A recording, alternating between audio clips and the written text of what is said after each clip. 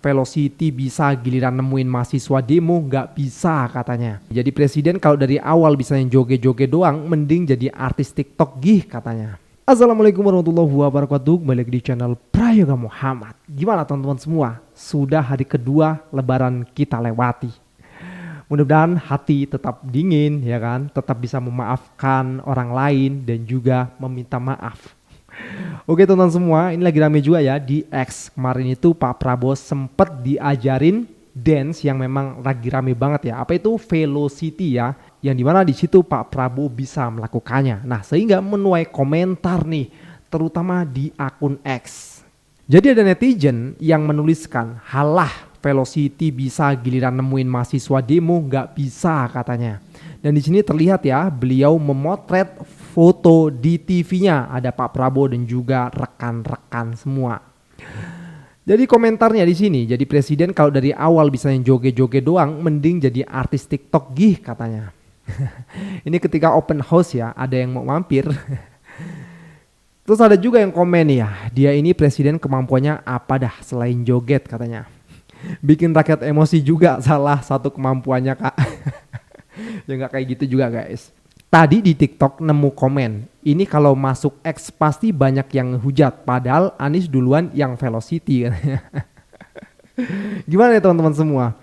Pak Prabowo Velocity, Pak Anies Baswedan Velocity. Jadi yang bakal menemukan hujatan di mana? Ya tentu presiden, karena jadi presiden. Coba kalau misalnya Pak Anies jadi presiden dan melakukan Velocity, ya pasti mendapatkan hujatan juga guys.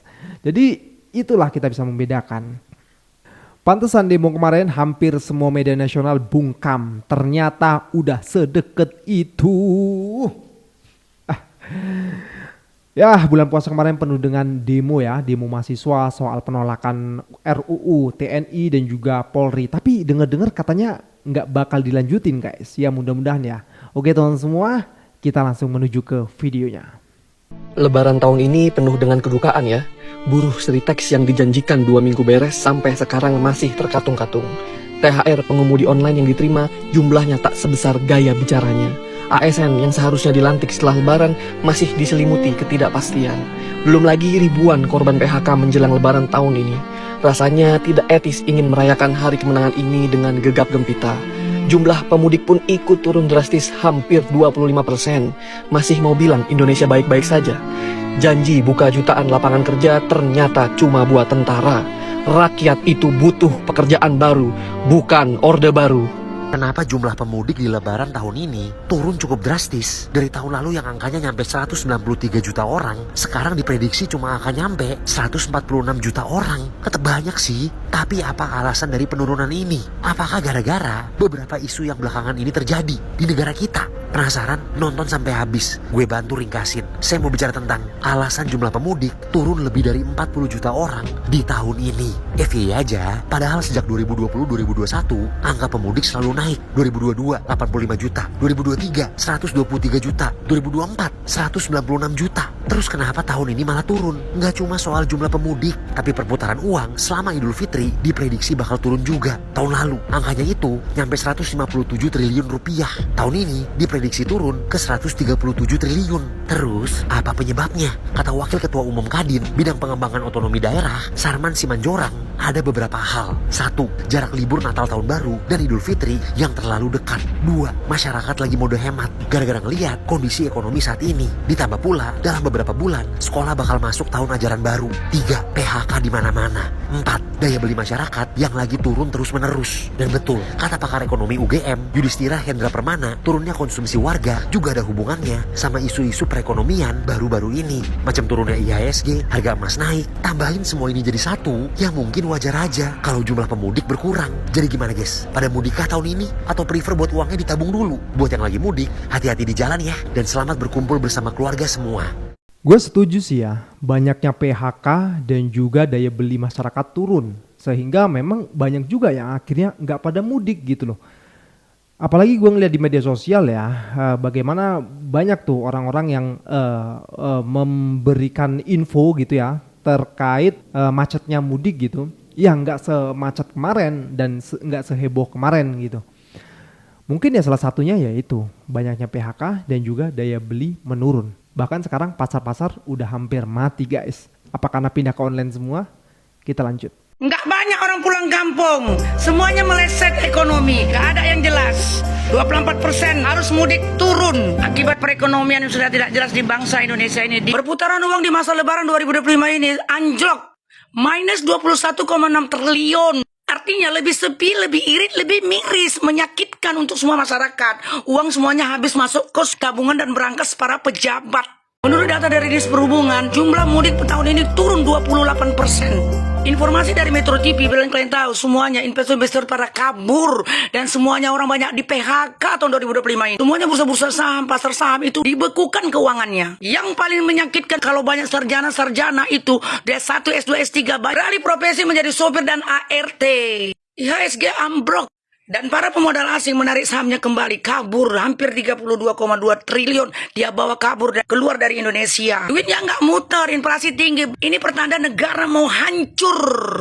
Akibat tidak adanya perputaran uang di tengah-tengah masyarakat, maka masyarakat banyak yang tidak jadi mudik. Padahal mudik itu adalah membuat momen kebersamaan untuk berkumpul keluarga. Para netizen jangan pernah berpikir kalau usaha kalian aja yang mundur, yang tidak ada duitnya. Semuanya masyarakat mengalami dampak dari krisis ini. Dampak dari kekurangan uang yang ada di. Jangan pernah berpikir kalau usaha kalian aja yang nggak ada pembelinya. Ternyata semuanya merasakan dampaknya. Aku ingatkan kalau ekonomi di bangsa Indonesia ini sedang tidak baik-baik saja. Mulailah untuk menabung uang kalian, belajar untuk menghemat-hemat. Tidak ada satupun yang tahu apa yang terjadi di tahun 2025 setelah lebaran ini. Kata mereka yang di atas sana ini adalah mendekati tahun emas. Jangan-jangan nol. Yang ada Indonesia cemas, Indonesia lemas, Indonesia khawatir, dan Indonesia menakutkan. Uang yang ada di Indonesia ini semuanya lari ke kantong pejabat dan berangkas pejabat dan ke rekening pejabat. Perputaran yang ada di masyarakat tidak ada lagi. Habis Gibran Beler, terbitlah Buna Teddy. Keduanya adalah potret Nepo Baby yang disokong oleh kekuasaan. Prabowo mungkin lupa, salah satu faktor yang menghancurkan mertuanya adalah membiarkan anak-anaknya memonopoli bisnis. Saat ini anak asuhnya sendiri diperlakukan seperti seorang ratu. Ia belajar dari konsultan politiknya Joko Mulyono yang berpedoman bahwa jangan sampai aturan menjadi penghambat. Kalau bisa tidak hanya ditekuk, dipatahkan sekalian. Prabowo luput satu hal, Teddy itu berada di dalam institusi paling konservatif soal kepangkatan dan senioritas. Gua nggak peduli apa orientasi seksual beliau-beliau, tapi untuk urusan orientasi berkuasa harus jadi concern kita semua. Sama halnya Soeharto, Prabowo bisa saja hancur karena seorang Teddy. Kalau kalian masih ngerasa dui fungsi TNI itu tidak berbahaya, sebagai fans MU izinkan saya untuk menjelaskan dengan bahasa sepak bola. Sekarang teman-teman nonton video ini. Ini adalah pemain kami, Andre Onana. Seorang kiper ngatur tendangan bebas. Kiper ngatur tendangan bebas. Ini adalah contoh dui fungsi TNI yang paling dekat. Akan ada seseorang yang punya jabatan tapi tidak sesuai sama kompetensinya. Akan ada seseorang yang punya tanggung jawab, punya tugas tapi tidak sesuai sama kemampuannya. Andre Onana kiper loh. Jaga gawang aja belum tentu becus, ngatur tendangan bebas. Gini aja wes, kalau kalian masih ngerasa dui fungsi TNI itu tidak berbahaya, coba kalian bayangkan. Di masa depan ada kemungkinan besar entah bupati, wali kota, gubernur atau bahkan presiden kalian itu Andre Onana, ngono ae wis. Asakno we. Lo pengen turun ke jalan, Lis? Ngapain bos? Bikin macet doang. Jangan ngomong gitu, Lis. Mereka itu juga mewakilin suara kita. Kan lo tahu akhir-akhir ini banyak investor yang narik investasi. Pegawainya terpaksa kena layoff, gaji dipotong, baru jadi pegawai nggak tahu masuknya kapan. Ya elah bos, rezeki mah udah ada yang ngatur. Gue seneng punya karyawan kayak lo. Soalnya usaha kita juga kena dampak. Maaf ya, THR lu tahun ini telat. Ya bang, masa gue mudik gak bawa duit? Lah, katanya rezeki udah ada yang ngatur. Tapi gue usahain secepatnya, Lis. Langsung saja, infokan tempat titik kumpul. Bersuaralah sebelum bersuara itu dilarang. Malam chaos ini. Bang, lu mendingan gak usah bersuara bang. Misi mas, bos lu mana? Ada perlu apa? Ini proposal buat THR. THR. Gua aja yang kerja di sini gak dapet THR. Lu pengen ngambil hak Wih, gua. lu ini karyawan aja belagu lu ini ya. Lu itu nyari makan di sini. Minimal hargain mas, kita pribumi. Udah.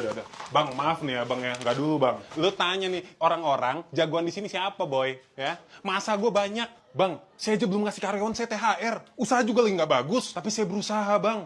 agar dia, teman-temannya, biar nggak kena PHK. Walaupun gaji mereka bulan ini dibayar pakai uang pribadi saya, tapi telat membayar uang THR bukanlah tindakan yang saya anggap benar. Kita sama-sama susah.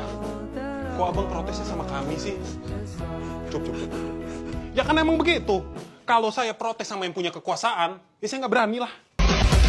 Bro, kenapa sih undang-undang perampasan aset susah banget disahkan? Gak tahu. Mungkin mereka lagi mikirin apa? Ya mikir isi undang-undang lah. Lama banget gak kayak undang-undang dui fungsi bisa secepat kilat. Ya lu mikir aja, kalau undang-undang perampasan aset cepat disahkan, cepat juga gedung DPR kosong.